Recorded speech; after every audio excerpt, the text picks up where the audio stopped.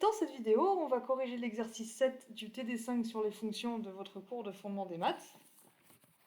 On va considérer deux applications, f de a dans b et g de b dans c. Et on va montrer que si g rond f est injective, alors f est injective, c'est ça. Donc on suppose que g rond f est injective. Si j'écris avec la gomme, ça ne fonctionnera pas. Donc, supposons g rond f injective.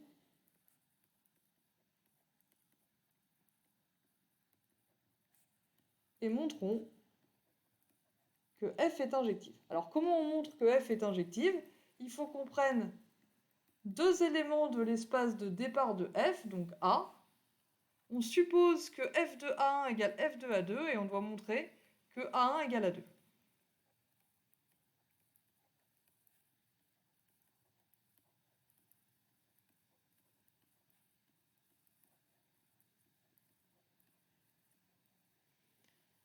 Or, si f de A1 égale f de A2,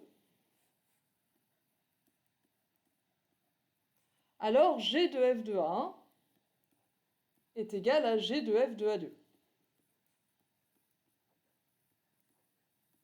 Si j'ai truc égale bidule, g de truc doit être égal à g de bidule. C'est-à-dire, du coup, g rond f de A1 égale g rond f de A2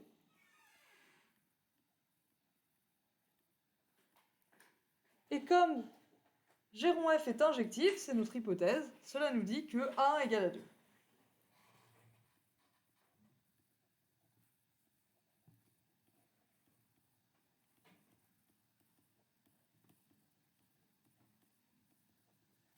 Comme g rond f est injective, on en déduit.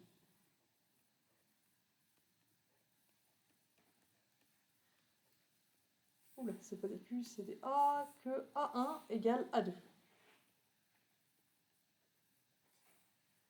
Donc on a supposé que f de A1 était égal à f de A2.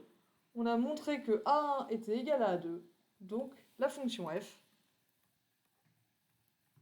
est bien injective.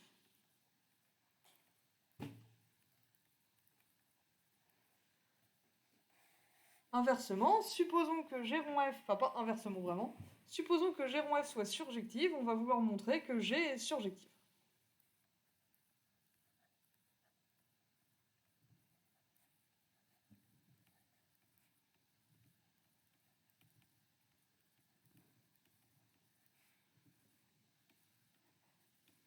Comment est-ce qu'on montre que g est surjective? Il faut qu'on prenne un élément quelconque dans l'ensemble d'arrivée de G, donc dans grand C,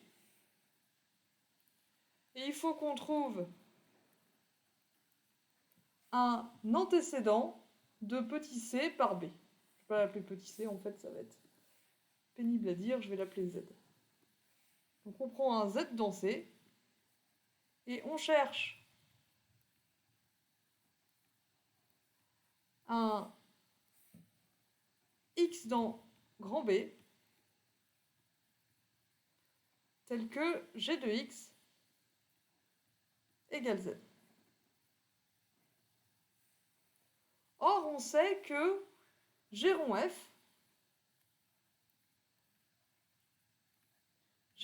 qui est une application de A dans C est surjective. C'est notre hypothèse. Donc il existe un petit a dans A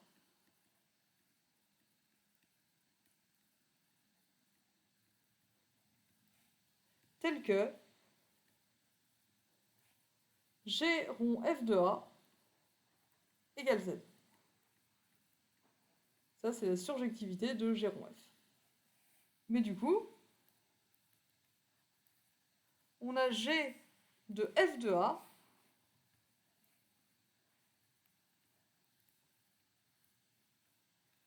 qui est égal à Z. Donc ce qu'on voit, c'est que si je prends X égale F de A,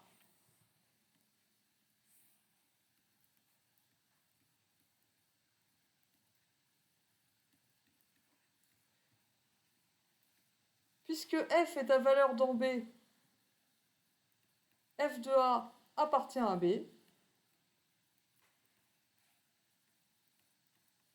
Et on a bien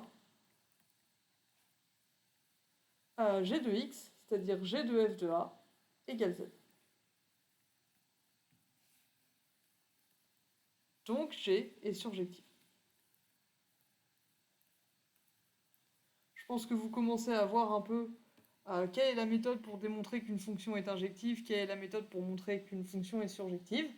Comme vous voyez, on utilise simplement la définition et ce qu'on avait vu dans le chapitre sur le calcul de prédicat, sur comment gérer, comment démontrer plutôt des propositions quantifiées.